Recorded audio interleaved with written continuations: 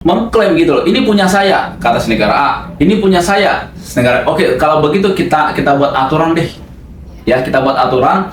Aturannya itu namanya P3B, Perjanjian Penghindaran Pajak Berganda.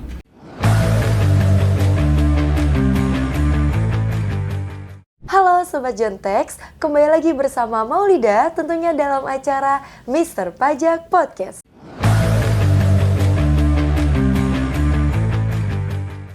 Tentunya kali ini Maulida tidak sendiri, sudah bersama dengan narasumber kita hari ini yang merupakan seorang praktisi dan akademisi di bidang perpajakan dan juga merupakan founder dan CEO dari High Five dan juga Jontex.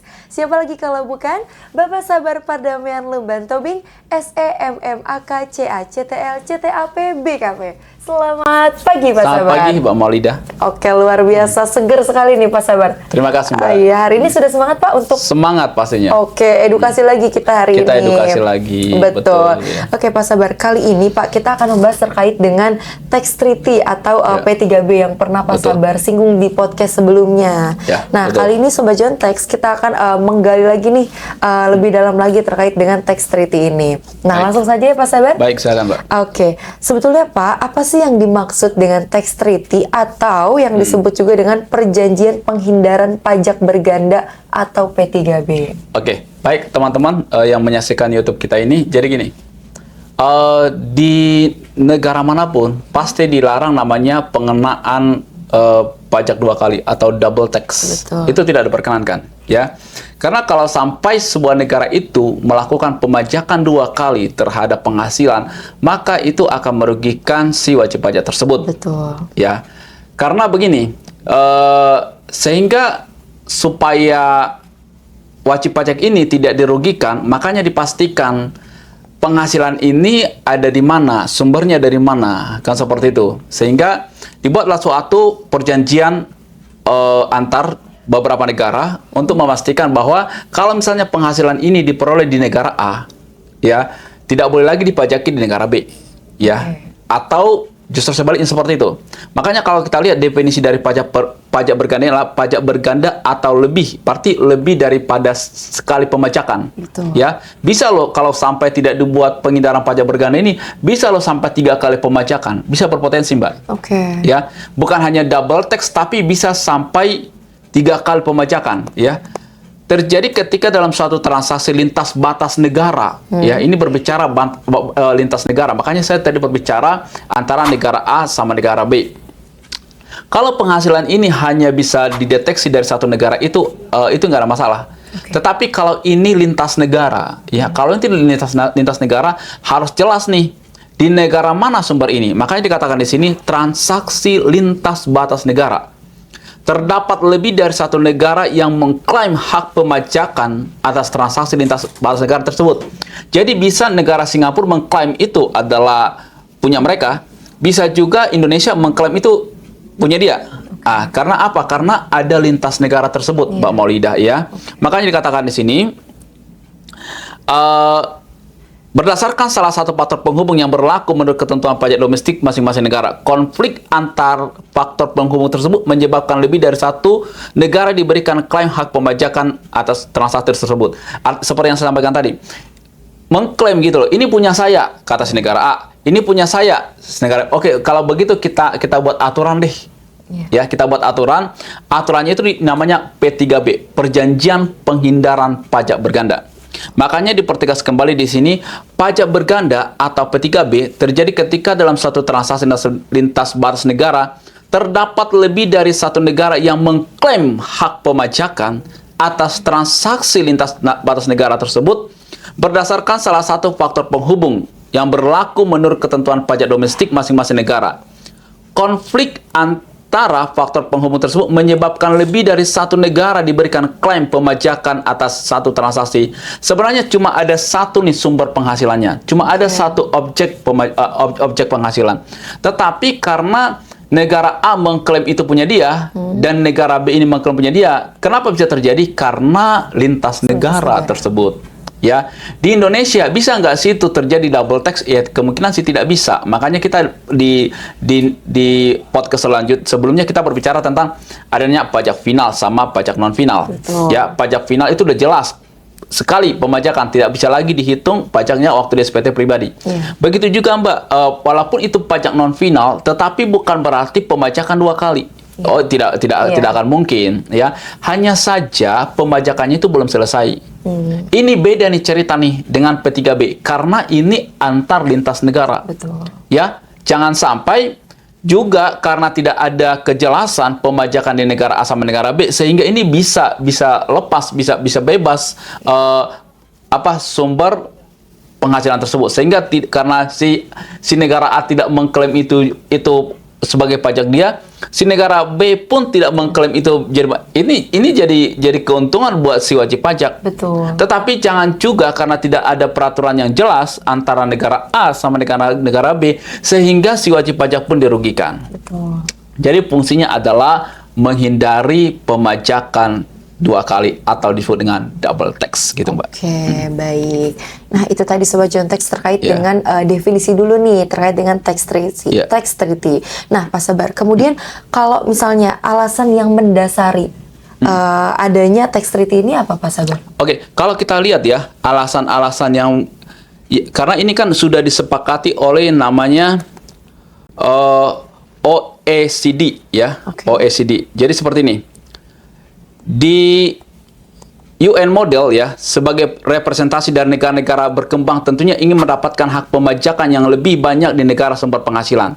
Sebaliknya dikatakan sini OECD ya, OECD model ya, berkeinginan hak pemajakan lebih banyak ada di negara domisili.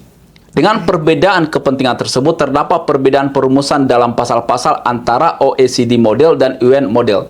Kita akan bahas nih, apa sih UN model ini ya? UN model sebagai representasi dari negara-negara berkembang tentunya ingin mendapatkan hak pemajakan yang lebih banyak di negara sumber penghasilan. Jadi dia mengklaim seperti ini. Oh, karena ini sumber penghasilan di negara saya punya hak pemajakan lebih besar di negara saya dong. Betul. Itu kurang lebih seperti itu. Iya. Ya, itu yang namanya UN model. Ya, makanya katakan sini sebagai representasi dari negara-negara berkembang tentunya ingin mendapatkan nih, diperhatikan baik-baik. Ingin mendapatkan hak pemajakan yang lebih banyak dari negara sumber penghasilan. Jadi kalau misalnya dideteksi penghasilan tersebut di Indonesia, dia mau mengklaim karena ini semua sumber penghasilan Indonesia, berarti saya punya hak pemajakan lebih besar. Betul. Ya.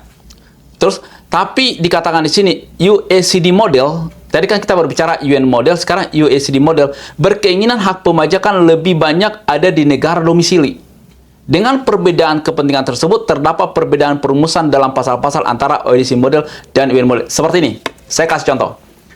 Mbak Maulidah, warga negara Indonesia, ya, terus punya penghasilan di Singapura. Oke. Ya, orang Singapura bilang begini, karena ini sumber penghasilannya ada di Singapura, ya, saya punya hak mengklaim lebih besar pemajakannya di Singapura. Oh, datang nih orang Indonesia. Oh, nggak boleh seperti itu. Karena Mbak Maulidah ini adalah warga negara Indonesia, WNI, ya, nggak boleh dong. Kamu memajaki lebih besar, kan seperti itu. Yang berhak adalah saya. Kenapa saya? Karena Mbak Maulidah ini adalah warga negara Indonesia mengadu dengan domisili. Kan pasti terjadi konflik dong. Betul. Ini kembali lagi, ini subjek sama objek, ya. Subjek pajaknya itu adalah Mbak Maulidah. Objek pajaknya itu ada di Singapura. Iya. Datang nih, subjek pajaknya kan ada di Indonesia loh, benar gak sih? Betul. Betul, objek pajaknya ada di Singapura. Ya, datang orang Singapura. Oh, enggak, karena penghasilannya ini diperoleh Singapura, gue punya hak nih lebih besar memajaki. Datang Indonesia, enggak boleh dong. Karena subjek pajaknya itu Indonesia. Benar gak sih? Ya, itulah perbedaan antara UN model tadi sama OECD model tadi, ya kan? Jadi bagaimana sih untuk supaya ini tidak terjadi konflik, sehingga dibuatlah namanya hubungan antara P3B dan ketentuan pajak domestik dari negara yang mengadakan P3B. Jadi gini, jadi seperti ini memang ilmu tingkat tinggi ya, jadi harus hati-hati menelaah gitu loh. Betul. Ketentuan pajak domestik mengatur aspek internasional dari pajak penghasilan, ya. Sedangkan P3B membagi dan membatasi hak pemajakan dari aspek internasional ketentuan pajak domestik negara-negara mitra P3B tersebut. Jadi ada nih tahapan-tahapan untuk menentukan P3B ini, Mbak Maulidah. Tahap yang pertama, ya, Tahap pertama yang harus dilakukan adalah untuk mengetahui apakah subjek pajak, ya, objek pajak, negara, dan ketentuan pemberlakuan P3B yang diperdebatkan termasuk dalam cakupan atau ruang lingkup dari perjanjian penghindaran pajak yang bersangkutan. Itu dulu tahap pertama. Baru langkah-langkahnya seperti apa? Kita lihat nih, menentukan apakah subjek pajak yang ingin menerapkan suatu P3B termasuk dalam subjek pajak yang dicakup person dalam P3B yang dimaksud, atau menentukan apakah objek pajak yang dipersengketakan termasuk dalam pengertian objek pajak, ya. Itu tahap yang pertama. Tahap yang kedua adalah setelah kita yakin bahwa subjek pajaknya, objek pajaknya, Mbak Maulida, dan negara yang diperdebatkan termasuk dalam cakupan dan ruang lingkup P3B yang dimaksud, bahwa perjanjian penghindaran pajak berganda atau P3B yang dimaksud masih berlaku, maka tahap selanjutnya, ini tahap kedua, adalah memastikan definisi penghasilan yang diperdebatkan.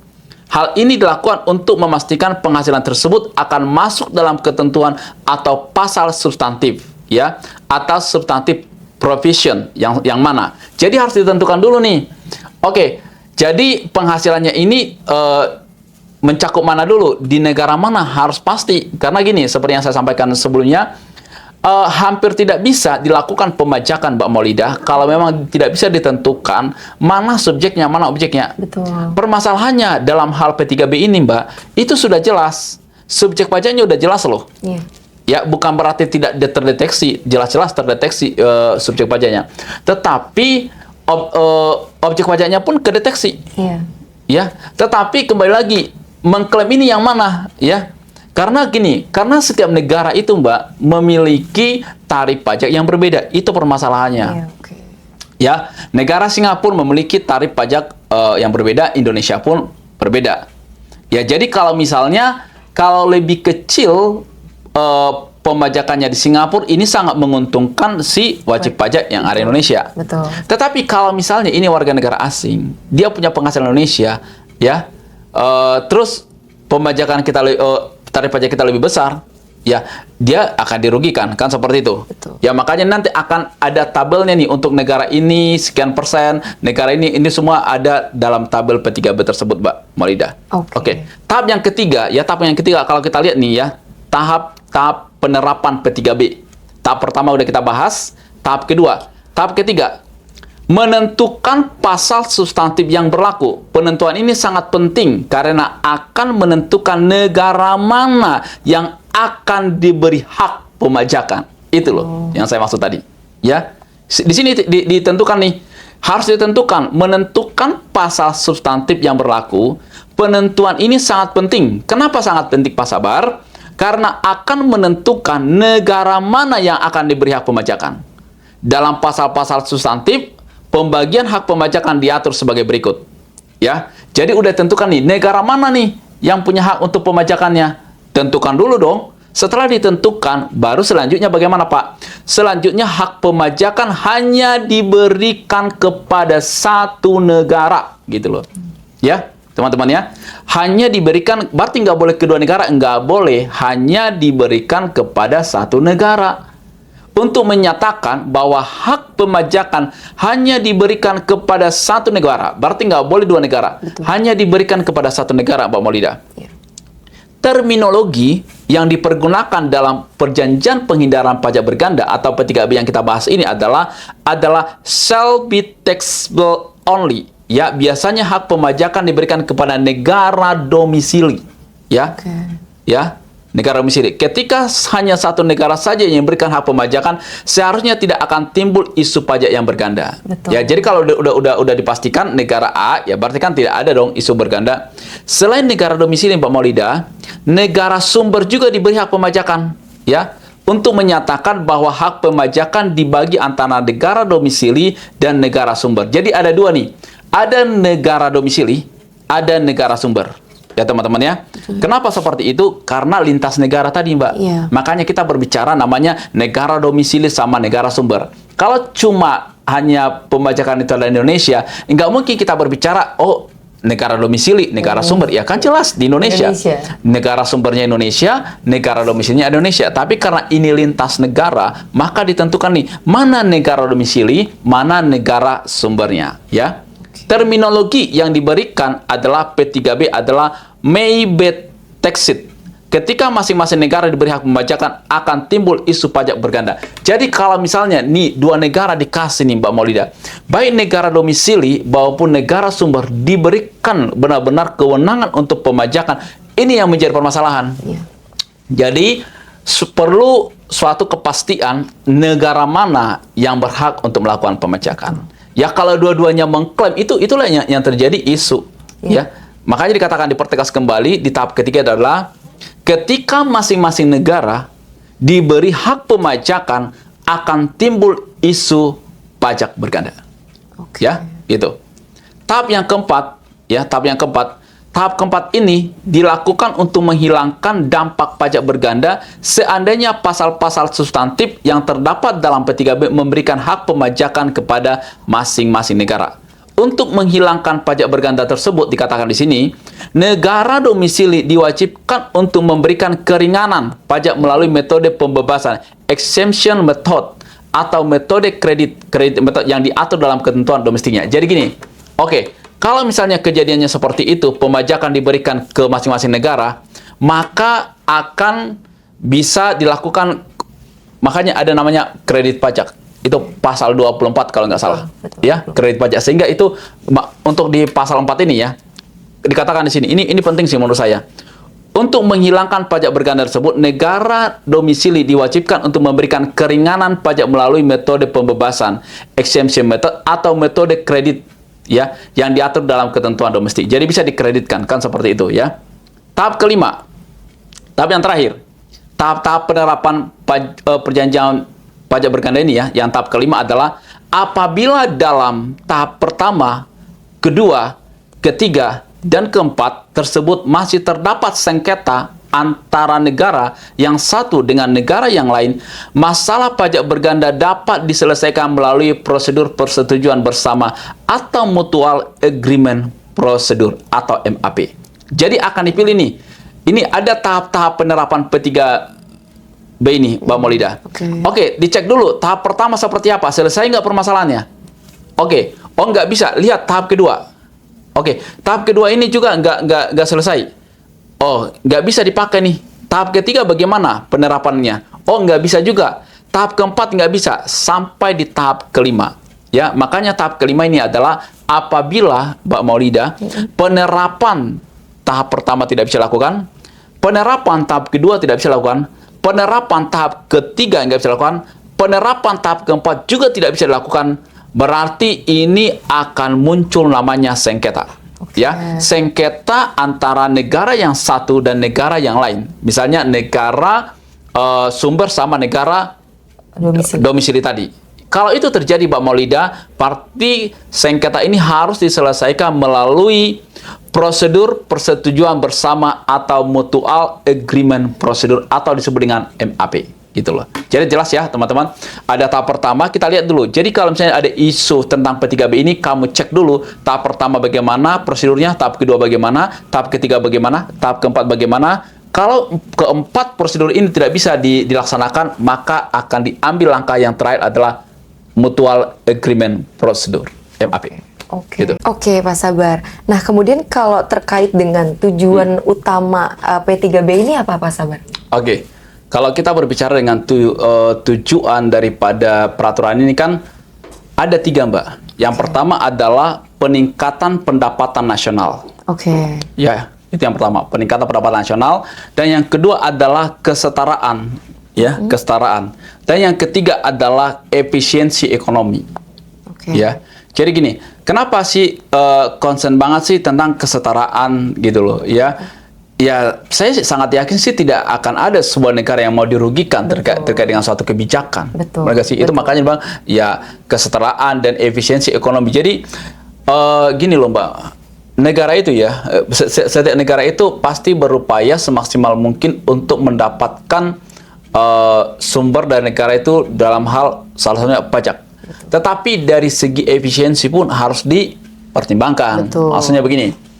Oke, negara itu mau mendapatkan pajak 1 triliun misalnya. Tapi berapa biaya yang akan dikeluarkan untuk mendapatkan 1 triliun tersebut Betul. harus tetap dihitung. Ya, makanya dikatakan jangan karena ini terkait dengan pendapatan, karena ketidaksukaan kita terhadap suatu negara B, penghasilannya dipajaki di situ, sehingga kita berupaya semaksimal mungkin untuk mendapatkan itu. Ternyata tidak sesuai gitu loh. Biaya yang kita keluarkan itu nggak sesuai gitu loh, betul, ya.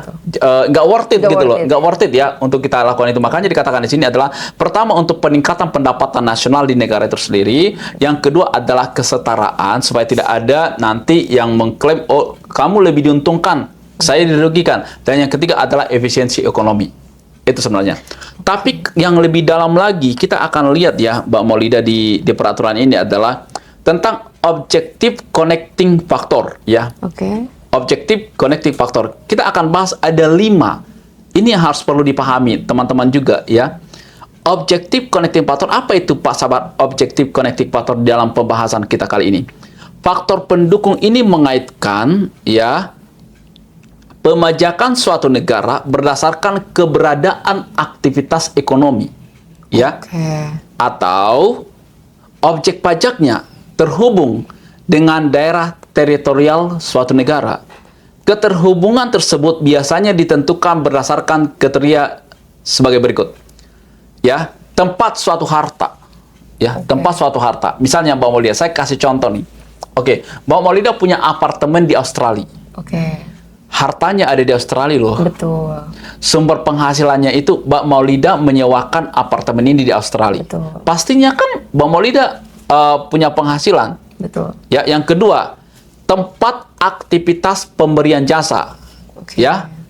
Yang kedua nih, Mbak Maulida menyerahkan jasa menjadi konsultan di Singapura atau menjadi konsultan di Australia. Terjadi di sana aktivitas pemberian jasa, Mbak. Betul. Ya, ini pun menjadi salah satu objektif connecting factor. Yang ketiga, tempat kontrak ditandatangani. Oke. Ya, contoh kayak Chevron atau perusahaan-perusahaan yang ada di yang perusahaan dari Amerika yang ada di Indonesia, ya. Pastikan mereka akan melihat nih, ini di mana objek ini terjadi, ya, di mana kontrak ini ditandatangani. Apakah di Indonesia atau apakah di luar negeri? Luar negeri. Ya. Yang keempat adalah tempat pembayar penghasilan berdomisili, ya. Di mana penghasilan tersebut, ya. Atau yang kelima, tempat pembebanan biaya, ya. Kalau misalnya sebuah negara, sebuah perusahaan melakukan aktivitas ekonomi di sana, ada biaya yang dikeluarkan, pastinya kan akan sangat jelas di sana biaya ini dikeluarkan di negara tersebut. Oke. Pastinya ada orang loh yang menerima atas biaya ini. Karena begini, Mbak, di pajak itu ada namanya taxability dan deductibility. Ya, taxability dan deductibility. Jadi saat misalnya perusahaan di Indonesia mengeluarkan sebuah biaya, ya, pastinya ini akan kedeteksi siapa yang menerima penghasilan tersebut. Betul, di perusahaan itu akan dicatat sebagai cost atau sebagai biaya. Iya. Tetapi di sisi lain, si penerima uang ini itu akan mencatat itu sebagai penghasilan. Makanya ini di poin kelima di objective connecting factor ini, yang kelima adalah tempat pembebanan biaya. Di mana dibebankan biaya ini? Di negara A atau di negara B. Jadi jelas ya teman-teman, itu ada 5 objektif connecting factor terhadap perjanjian penghindaran pajak berganda itu. Tolong dipastikan di mana harta itu berada, di mana aktivitas pemberian jasa dilakukan, di mana kontrak ditandatangani, tempat pembayaran penghasilan dilakukan, sama pembebanan biaya tersebut dilakukan di negara mana, gitu loh. Ya, Oke. gitu Mbak. Oke, baik. Nah, itu tadi dijelasin sama Pak Sabar ya, sangat detail sekali nih Pak Sabar menjelaskan terkait dengan tadi yang tadi disebutkan adalah objective connecting factor ya, Pak Sabar. Oke. Nah, Pak Sabar, apakah setiap negara itu melakukan tax treaty ini, Pak Sabar? Apakah semua negara?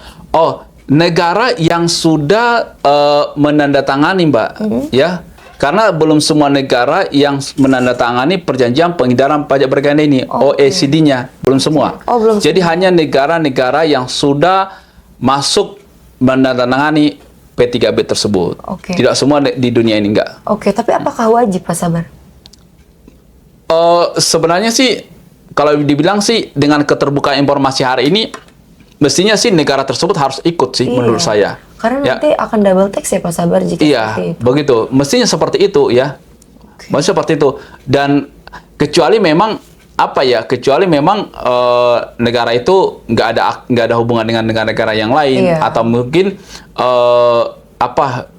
mereka tidak menerima transaksi dari luar negeri, yaitu mungkin bisa. Tapi kan hampir semua negara saat ini udah terconnecting Iya, betul. dengan segala transaksi dan juga sumber-sumber ekonomi yang bisa ditransfer antar negara gitu. Betul. Gitu, Berarti Mbak. memang kembali lagi ya, jika memang negara tersebut, apalagi negara yang banyak bertransaksi dengan luar negeri, itu Betul, sudah betul. seharusnya Betul. menandatangani untuk P3B ini ya Pak Sabar ya. Makanya ada namanya pajak internasional kan. Iya, betul. Iya.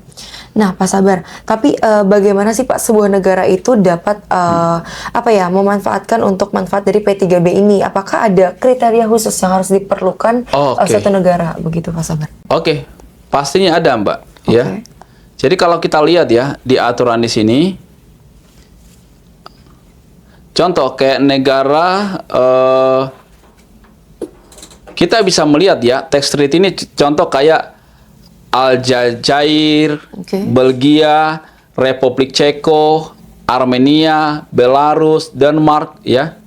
Itu bisa dicek, Mbak. Itu bisa dicek langsung di DJP juga bisa dicek sih sebenarnya. Oke. Ya. Terkait juga dengan peraturan pajak antar negara tersebut ya. Kalau kita lihat Mbak di sini ya, sebentar. Di sini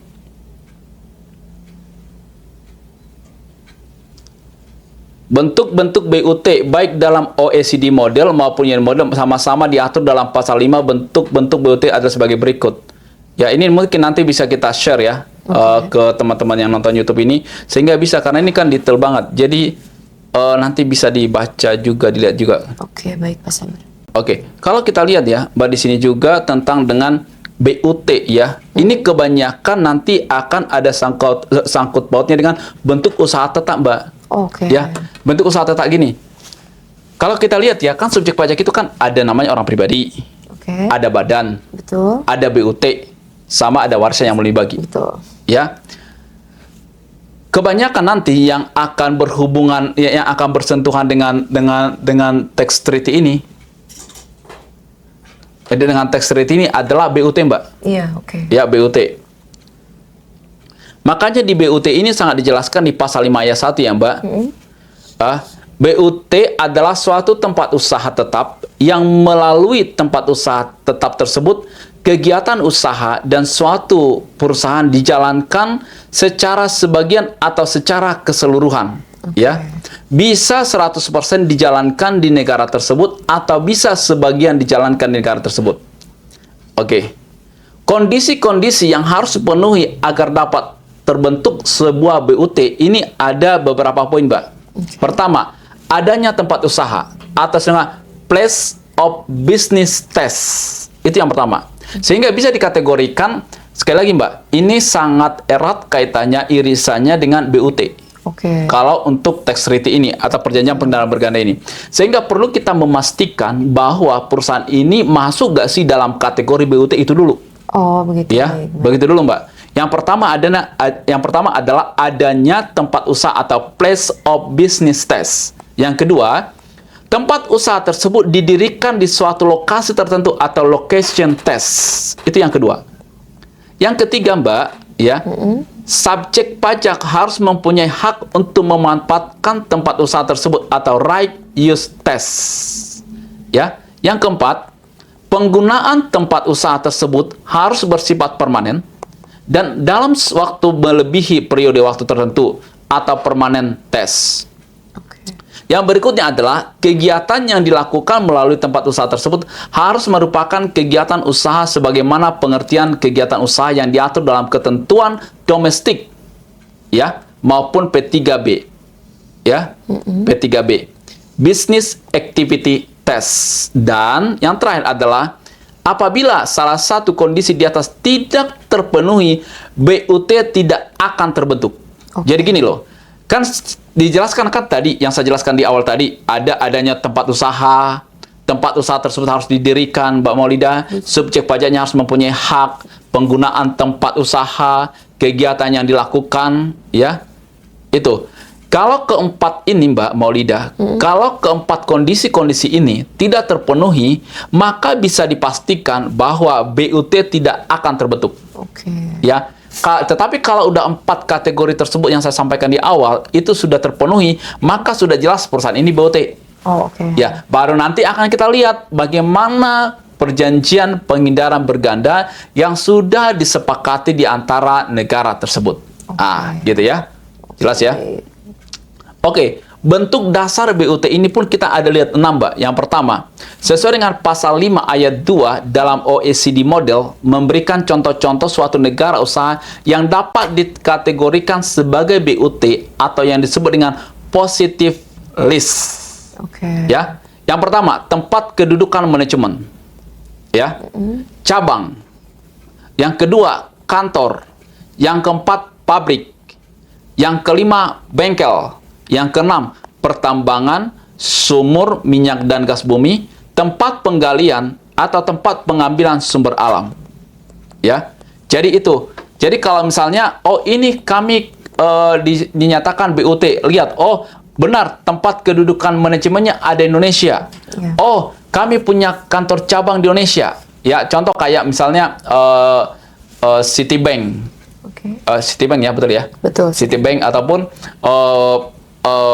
apa sih, bank-bank luar negeri lah, ya, dia punya cabang Indonesia atau dia punya kantor, ya, ataupun dia memang punya pabrik di Indonesia, gitu loh, ya, dia punya office ada di Australia, tetapi dia punya pabrik misalnya ada di Karawang, itu juga masuk dalam kategori BUT, ya, atau sekedar bengkel, ya.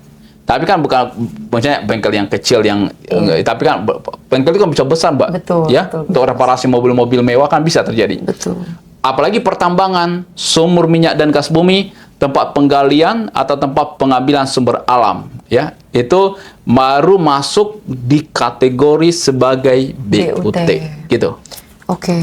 Tetapi sekali lagi ya, untuk dengan perjanjian penghindaran pajak berganda ini seperti bukan closing statement ya, tapi penegasan yang saya sampaikan adalah untuk menghindari sengketa. Ya, teman-teman, untuk menghindari sengketa antar negara terkait dengan hak pemajakan yang dilakukan oleh negara tersebut. Karena apa? Karena ini lintas negara. Ya, lintas negara, teman-teman. Ada kepentingan antar negara. Kalau misalnya ini penghasilannya di Indonesia, ya mau misalnya si Mbak Maulida yang bayar pajaknya atau Pak Sabar yang bayar pajaknya, tetap aja Indonesia yang menerima penghasilan tersebut. Ya, jelas itu. Itu sangat jelas. Tidak akan mungkin ada sengketa tiba-tiba itu langsung ke luar negeri ditransfer pajaknya, kan nggak mungkin itu, Mbak Maulida. Ya, itu jadi filosofinya itu sih. Pemahaman yang paling mendasar di situ. Terkait dengan, makanya dikatakan perjanjian penghindaran pajak berganda. Menghindari, jangan sampai si A mengklaim dipajaki di situ, si negara B juga diklaim itu pemajakannya. Ya, dan sekali lagi yang sampaikan tadi, jangan sampai juga karena tidak ada perjanjian yang sangat jelas sehingga si wajib pajak pun tidak dikenakan pajak sama sekali. Ya, ini juga berbahaya, gitu loh. Ya, gitu. Dan kalau misalnya sampai terjadi sengketa, ada 4 tahap yang sudah kita bahas tadi ya. Tahap pertama dicek dulu ini, tahap kedua dicek ini, tahap ketiga dicek ini, tahap keempat juga nggak bisa, maka nanti akan jadi sengketa. Sengketa itu akan bisa diselesaikan melalui mutual agreement prosedur atau misalnya dengan MAP. Gitu. Nah, Pak Sabar, bagaimana sebuah negara memutuskan untuk menegosiasikan P3B dengan negara lain? Jadi untuk mau mulai... Oh iya, karena itu kan semua negara kan menandatangani itu, Mbak, melalui OECDC. Jadi semua negara itu diundang membahas hal itu. Itu biasanya itu menteri-menteri keuangan yang akan hadir. Oh, tapi berarti bukan antar negara, tapi bisa semua negara. Oh Pak iya. Oke. Makanya yang bergabung di negara tersebut. Oh, Yang bergabung di P3 karena belum semua negara ya. Oke. Saya belum cek hari ini udah berapa ratus negara. Ya, tapi itu kalau saya lihat sih terus bertambah. Iya. Ya, dari awal mereka buat sampai hari ini terus nanti bisa dicek lah itu berapa ratus negara yang sudah bergabung. Ya, jadi itu sebenarnya bukan menegosiasikan, Mbak. Karena itu adalah perjanjian antar semua negara tersebut. Oh, soalnya saya kira contohnya kayak antar Indonesia dengan Singapura yang sudah berdua kerjasamanya seperti itu. Ternyata Enggak. untuk seluruh negara Untuk yang semua, tergabung. iya. Oh, seperti itu. Semua Berarti negara. untuk negara-negara itu misalnya Indonesia dengan Amerika, kalau ketika sudah tergabung, sudah melakukan tax treaty itu berarti bisa ya Pak Sabar ya? Bisa. Kalau sudah ada di dalam P3B itu? daftar negara tersebut itu bisa. Tapi di luar itu ya nggak bisa. Nggak bisa. Karena hanya negara yang bergabung di P3B itu aja, di OECD itu tadi. Oke, baik. Nah, terus Pak Sabar nih, bagaimana P3B ini mempengaruhi perpajakan pendapatan? Oh, pastinya berdampak positif. Oke. Artinya seperti ini. Kita ilustrasikan aja ya, Mbak. Misalnya gini, dengan adanya perjanjian ini pastinya kan memberikan suatu kepastian hukum. Itu udah pasti, ya. Dan tidak akan mungkin dirugikan penerima penghasilan tersebut. Itu dulu.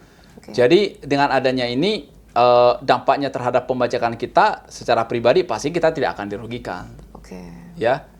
Pak, justru karena kalau tidak ada P3B ini, ya akan berdampak negatif terhadap kita. Karena kalau kita, kalaupun kita ngotot nih ya, kan saya sudah dipotong di sana.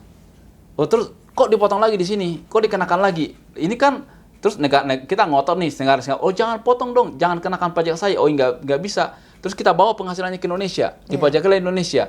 Nggak tahu, kita nggak mau tahu. Yang pasti kamu punya penghasilan yang ada masuk Indonesia, ya udah kita pajaki. Ya, jadi masalah gitu loh. Parah banget. Gue udah dipajakin di Singapura, terus saya bawa penghasilan saya ke Indonesia, kok dipajaki lagi? Itu kan udah nggak sesuai peraturan, berarti udah menimbulkan kerugian terhadap terhadap seseorang lah, kurang lebih seperti itu. Terhadap pihak-pihak tertentu. Ya pastinya wajib pajak yang akan dirugikan dalam hal ini. Iya, betul. Nah, itu tadi Sobat Jontex terkait dengan pembahasan kita nih untuk di episode kali ini terkait dengan tax treaty atau P3B. Nah, Pak Sabar, mungkin kedepannya kita akan membahas terkait dengan transfer pricing. Ya, transfer pricing ya. Jadi supaya ada apa ya, maksudnya ada jembatan, misalnya ada penghubung. Jadi kalau kita biar nggak lompat gitu loh. Jadi maksudnya, kita udah bahas nih tentang tax treaty, perjanjian yang berganda, terus ternyata karena kita bahas tadi BUT ya. Betul, BUT. Ya, karena kebanyakan ada BUT yang akan bersentuhan dengan, tapi bukan berarti eksplisit ke BUT ya siapapun bisa. Ya contoh kayak Mbak Maulida yang bukan BUT. Orang pribadi pun bisa berdampak terhadap P3B ini. Ya, tapi nanti ini sangat banyak kaitannya dengan BUT, di mana BUT ini adalah ada kaitannya dengan transfer pricing. Gitu. Tapi masalah transfer pricing ini pun bukan hanya BUT, tapi di dalam Indonesia pun itu namanya ada transfer pricing. Makanya ada TP-Docs lokal sama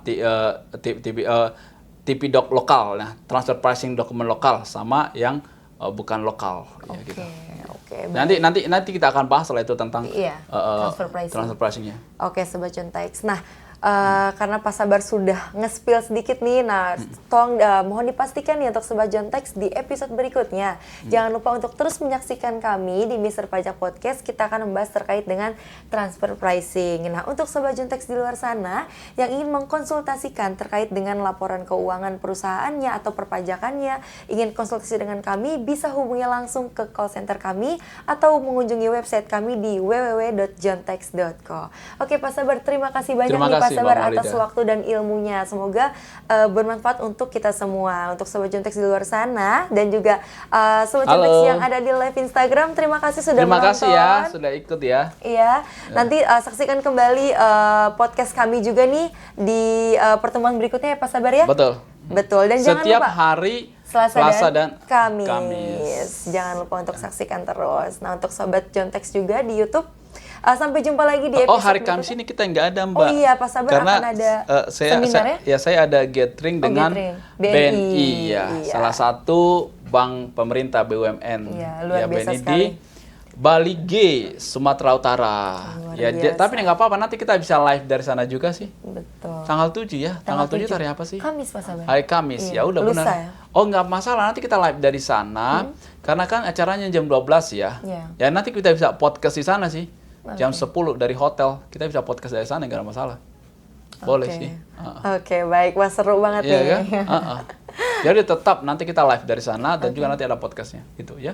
Oke, berarti tetap bisa menyaksikan podcast ya Pak Sabar nih Di hari Sobat Kamis, Jontex di hari Kamis. Oke, terima kasih banyak Sobat Jontex di luar sana yang sudah menyaksikan podcast Mister Pajak hari ini. Semoga bermanfaat untuk kita semua dan tentunya menambah wawasan untuk kita semua. Sampai jumpa di podcast berikutnya tentunya bersama dengan saya Maulida dan juga Pak Sabar. Terima kasih. Terima kasih, selamat siang. Selamat siang.